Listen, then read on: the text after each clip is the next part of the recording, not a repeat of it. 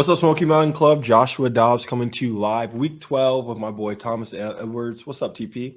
Yeah, Edwards, EDWAR. Yeah, Edwards. Sorry, cut that. Edwards. Anyways, Just kidding. Hey, just kidding. I'm great, man. How you doing? good, man. Before we get started, I just want to thank everyone for tuning in. So far throughout the season, I know it's been a lot of fun catching up with a lot of the players as they've been balling on the field, catching up with a lot of our VFL fans as well. We've had fun just sharing our stories and our times at Tennessee and just enjoying the season with you guys. So appreciate y'all tuning in all year. We got another fun episode coming up for you tonight as we recap the Missouri game and talk a little bit about the college football playoff coming up. Absolutely. And Dobbs doesn't even know I'm going to talk about this, but we also got something cooking in the works in the world of merch with some really creative people behind the scenes with the design. So we're super excited to talk about that down the road as we kind of get more into that. So little teaser. That's all. Just That's give all a you little get right now. But I like the teaser. Oh yeah, it's gonna be some pretty sick stuff. Some stuff that's pretty unique, Tennessee unique, relevant to what's going on. Like it's gonna be a fun time. So all right, let's get into our content for the day. I think actually before we get going on the Missouri review, I think I just needed to touch on a couple news stories that I saw in the last couple weeks in the news. You know, we want to stay out of the news normally, but for these couple stories, we had to weigh in. We have to give our official opinion. So a T-Rex skull unearthed in South Dakota is to be auctioned next month in New York, and it's already planned to be sold north of $15 million to an anonymous buyer. So what do you do with that? You just put it up on your wall? But it would look so cool in a big open room. I totally get that, and it's an absolute flex to be able to have one. You know, The Rock was like, remember, The Rock, like there was like a hoax that he got one, and he like bought into it, but he never did. It was always it was like a rumor. I mean, 15 million though. If you had 15 million, would you buy a T-Rex skull? No, probably not. That's probably you have 15 million to spend. It's like you have to spend the 15 million on something. Would that be it? I think that's probably among the last couple things that I would buy. Same. Good for that person, though. But hey, you know, experts. I read this. Experts call South Dakota the world's capital for T-Rexes. Because they found one T-Rex skull there. No, they found dozens. That's like they found a lot of pieces of T-Rexes in South Dakota. So millions of years ago, just T-Rexes were saying, South Dakota, we're going to make you famous. Yeah, that's right. And that's good for them. I mean, for South Dakota, because I don't know anything else that's going on there, but they do have the history of T-Rexes, so they got that. Well, cool. And they also got that natural rock formation where all the presidents' faces just kind of naturally grew on the side of a mountain. Is that South Dakota? Yeah, I think so. Mount Rushmore. Yeah. Well. Anyway, all right, let's go. A venomous 7-foot king cobra was missing for a week at a Swedish zoo. His name was Sir Hiss. There's a huge, big king cobra, like an aggressive looking. How does that just go missing and you just don't know where it is? It escaped out of its enclosure, but dude, get this, it just found its way back to its cage. It like took a week out, it was like and just came right back. And the way they found it is one of the zoo guys had an X-ray machine on the whole wall behind where his cage was, and they could see him. He was nuzzled up in the insulation of a wall, but they did that for the entire zoo. Like they just canvassed the whole thing with an X-ray machine. Crazy. So when they lost him, did they leave the zoo open for visitors? Hey, I don't know. I would go. I'd add a little extra thrill. I think that'd be like a hard mode zoo, Hardcore zoo mode. All right, last one. I think this one was really important that we talk about this. It's out there, it's a very hot topic. Recently, there was a nonstop flight for a bar-tail godwit, setting the record of 8,435 miles of flying, which is the record for migratory bird travel. And that was like recently. Alaska to Australia. He just flew from Alaska to Australia. Straight. I mean, like, what are they? Yeah, straight, yeah. But like they like band them and they mark them, and so then they see how far they go. Yeah, like that's just as far as we know. There could be one that goes further than that, All right, in more recent news, NASA is going back to the moon. Oh, right now. Right now, yeah. Like That's they are happening right launching. now. When the show comes out, it will be like this morning. But NASA is going back to the moon. Back to the moon for all you haters to say we didn't go to the moon. We're going back to the moon. It's not me. So I it's don't- exciting I totally stuff think in it's the world of Astro. Yeah. Yes, that's I'm right. excited. And you're gonna stay up all night late tonight and watch it in the middle of the week. I'm gonna stay up late tonight till 1 a.m. Eastern time, watch it, and then be at the complex at 6 a.m. in the morning to watch film. So should be There a you fun go. morning. That's right. But I am Duality of committed. man. You know, that's what you got to do, and when you want to see rockets launched into space, and also play a little football, man. So, all right, that's enough of my nonsense stories. I think that's good to keep us all educated though, and make sure we're up to date with anything that's going on in the world. So sweet. Now we're going to skip right into a little recap of the Missouri game. Dobbs, you get to watch that this last weekend? Let's check it out. I'll be honest. I was in meetings. I watched like the first quarter. I watched a little bit of the third quarter, and then I saw Joe Milton's like 70-yard dime piece that he dropped down the sideline. Yeah. Oh, there we go. I'll turn this on. So this will be fun to check out. Yeah, it's gonna be fun, man. It's gonna. There's a lot of good plays. I'm gonna turn the commentary off since you guys can't hear it, so I cannot. Yeah, I honestly wish it was a night game though, just to see that entrance again though. Yeah, the interest with the lights on the tee is amazing. Jacob Warren. Jacob Warren, our guy. He had a That was couple his first play of the game, yeah. Yeah, he had a couple good receptions throughout this. I like Go that. ball. Oh yeah. Whoop. Who's that? Little Brew. I love the brew chants whenever, like at the Georgia game, you could still hear brew when he caught, when he made plays. Oh, there he is. Getting loose. Squeaking around. Okay. I like it. Go out of bounds. Protect the hit. See here, Jabari. All our running backs had a good day. I think in between them, I forgot where my little stat sheet went. Go right down the field, score first drive. That easy. I would love to see like sports science, just a stat on the amount of space Jalen Hyatt has every time he catches the ball. Every time I see him, it's like no guy's near him. Yeah, I don't understand how they get so open. Is it just where the route? I mean, let's go back to this real quick. Is it just where the route is designed to get him that open, and they're just Hendon's throwing the right ball, or is it a combination of that? And he's. I mean, if you go back to the top, the guy's playing 12 yards off to start, so that's a ton of free access, and then he's running an over route versus man. So the guy, I mean, he really, and they were having play action, so the linebackers are getting psyched up with the play action. Yeah, true, they're already right there. Exactly. So it's really, I mean, that guy has to cover him with outside leverage 12 yards off. You know, he automatically is going to be, he's wide open right now if you throw him the ball, let alone a couple seconds into the play. So yeah, for sure. This guy has, I think this is Princeton. I don't know for sure. He's got him, and he's coming straight. There it is, right again. Yeah, but I guess it's just like it's the right ball. You know, it's just Hendon's got to see that, and he's got to deliver it. And I mean, that's him. Looks like routes on air, but hey, big plays. We love those. Yeah, Brew, 15. Brew. He makes me think of it. Every time I see that, I think it's Jawan Jennings, bro. Same. What year is Brew? I think he's a senior this year. I think he might have more though. I like that motion out of the backfield, get free access, throw him a bubble, smooth. I love how it's we have a lot of good receivers, dude, and every week you get to see another guy just kind of catch a couple cool plays. Like Brew had a great game. It's good to see the game plan. Like there's so many moving parts, it makes it hard on defenses. Good catch. That's a good catch. Down at the 2, yeah.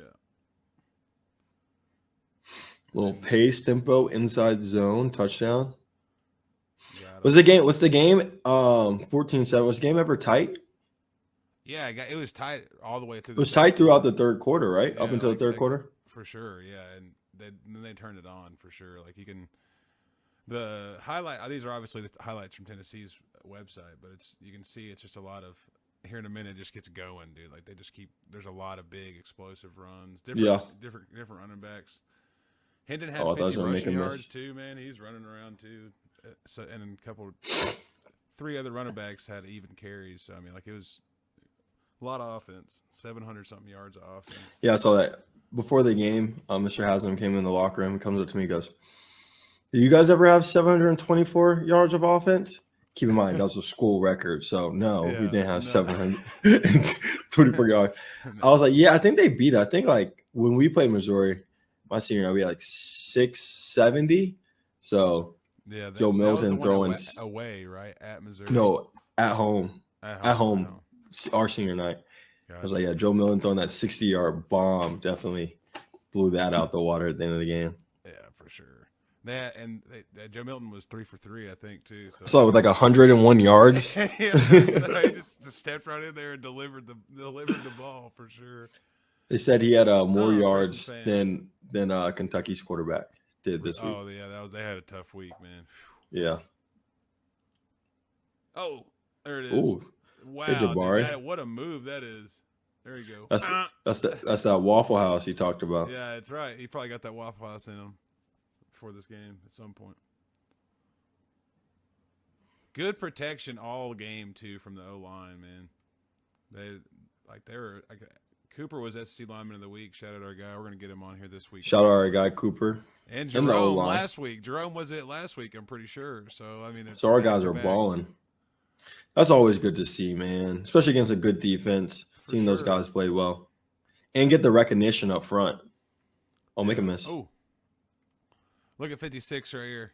What's his name? Darnell Wright is his name? I forget. Bang. Okay, I see ya. He did that block and then Hendon pulled it. And he didn't even need the block. The sacrifice. the sacrifice pull. It happens. Oh, I love this play. Whoop, whoop. Oh, no, that wasn't it. That wasn't it. Never mind. You're hyping Still, up though, the another 20-yard pass down the field to Jalen, there we go. This is what little option? About. Does he score? Oh, no. Dang, man. So what happened? So let's see here. Let's see if the receivers could have done anything better here to get out of the way. From my professional opinion. No, he's blocking. He's doing great. He's doing good. Yeah, that's just and there's 4 guys on him right there, too. Good little option there. Hendon getting on his feet, getting those rushing yards. I think he had 50 total. What's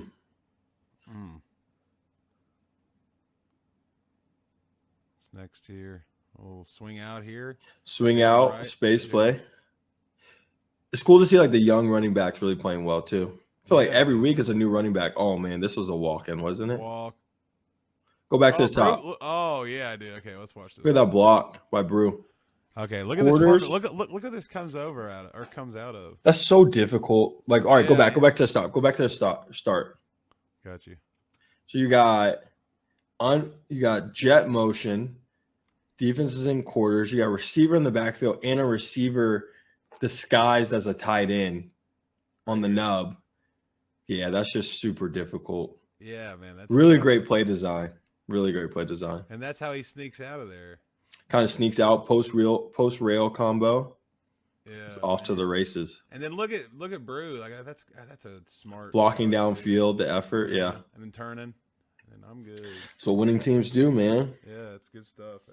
It's cool to see him catching the big ones and then also blocking with the big ones. That's exactly what you need to be doing. Here's that big run he had, man. Sheesh, quick.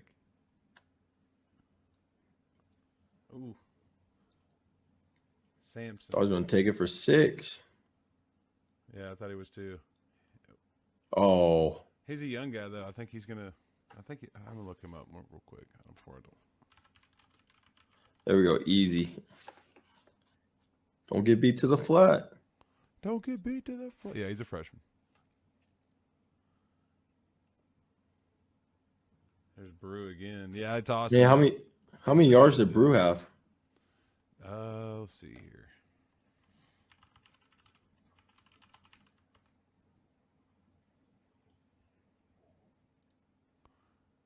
Brew had 111 yards receiving, 9 receptions. Jalen had 146, a touchdown, and 7 receptions. So still just absolutely going downfield.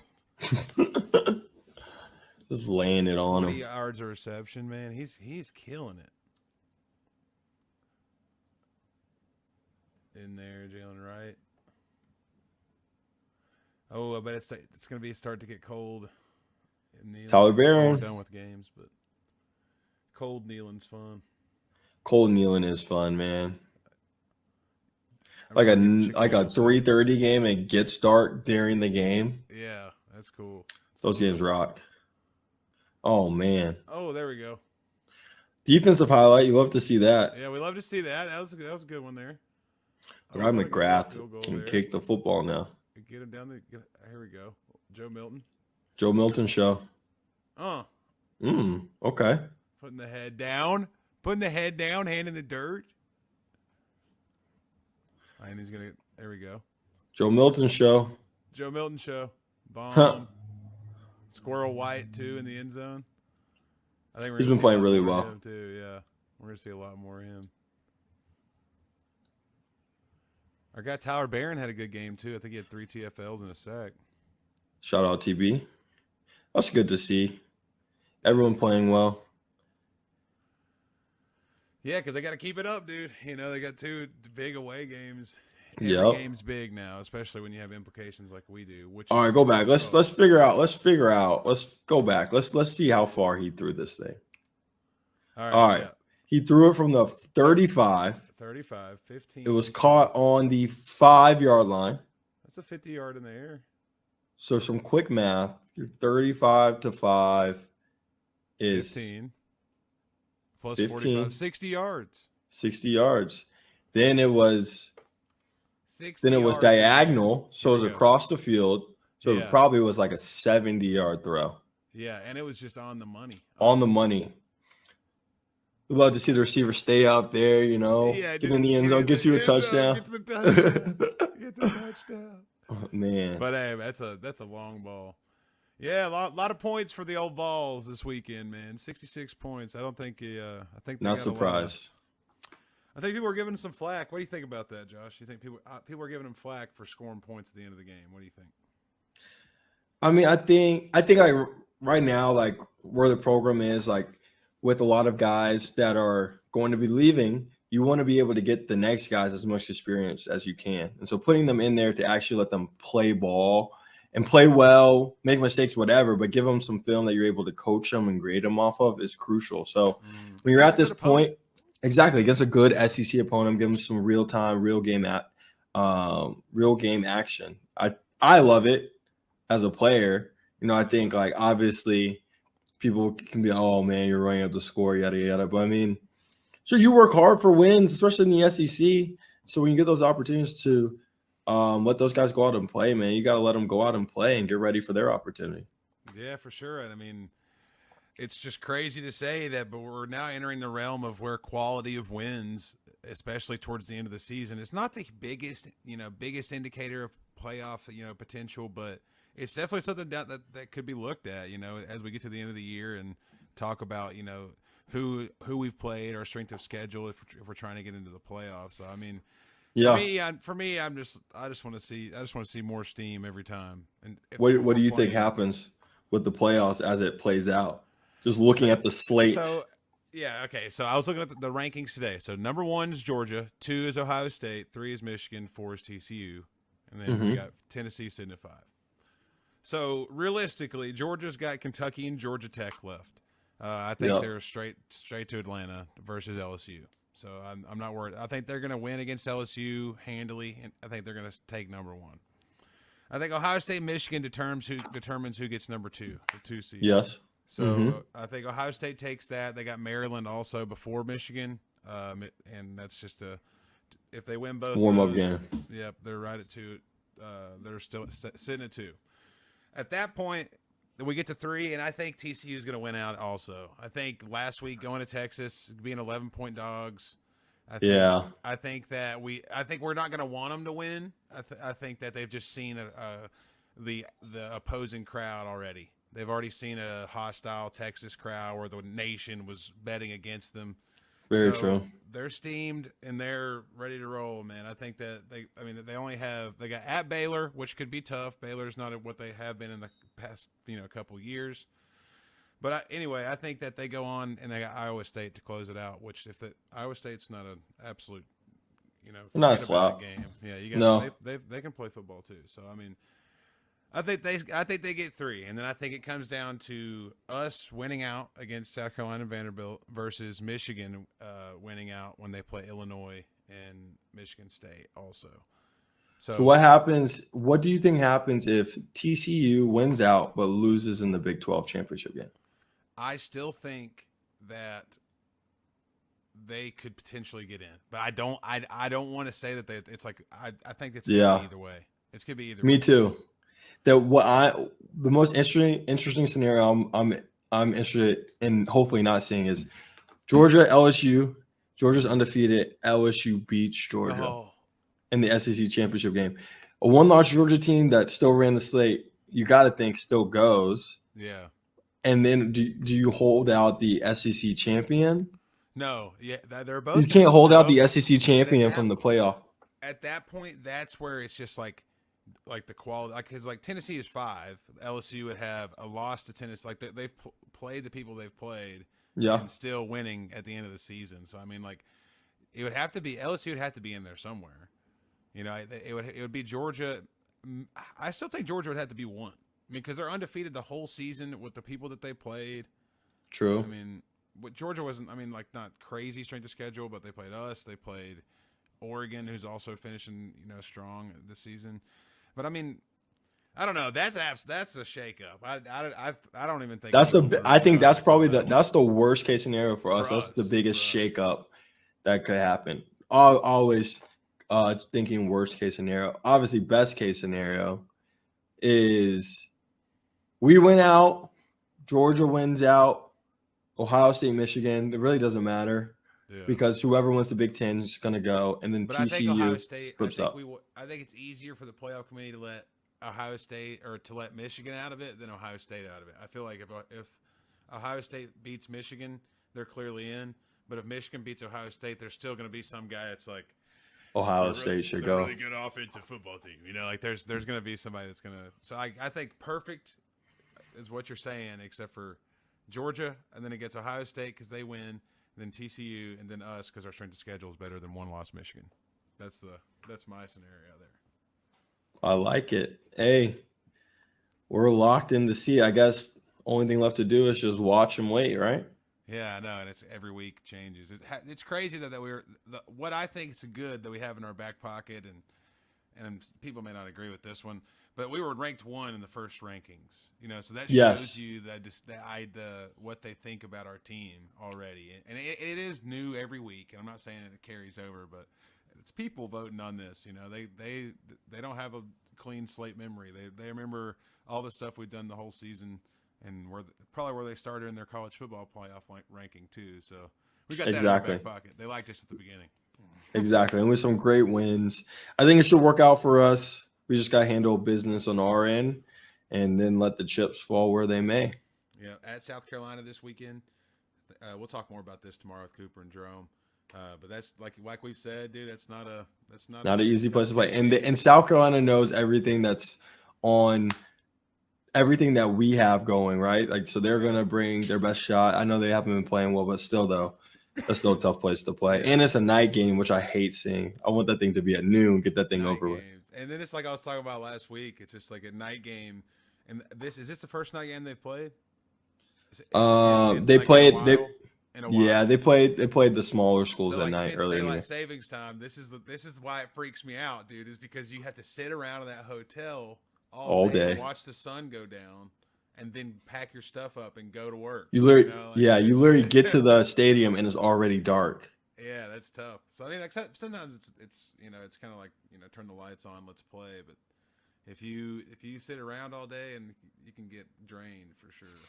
But I think we handle business. I think this last week showed that we're here still cooking. We're throwing the ball down the field with whoever's at quarterback first. With Hendon and then with Joe too. So I mean, I think we keep going, and then Vanderbilt's going to be fun too. It's going to be a fun environment if they can successful checker the stadium. That would be hilarious. I'll just see that. I'm there for that game. Got to be there. Hey man, you got to give us some inside content while you're there. Yeah, for sure. I'll definitely have to get something recording, because if it's orange and white in an opposing stadium, it's live. That's pretty funny. That's live. That's live. All right, y'all. Appreciate y'all for tuning in tonight. Oh, also let us know in the comments what you think about the playoff shakeups and how it's going to work out for the Vols. Absolutely. Thank you guys for tuning in. We'll see you tomorrow also with some players on as well. So stay tuned. No doubt. See y'all.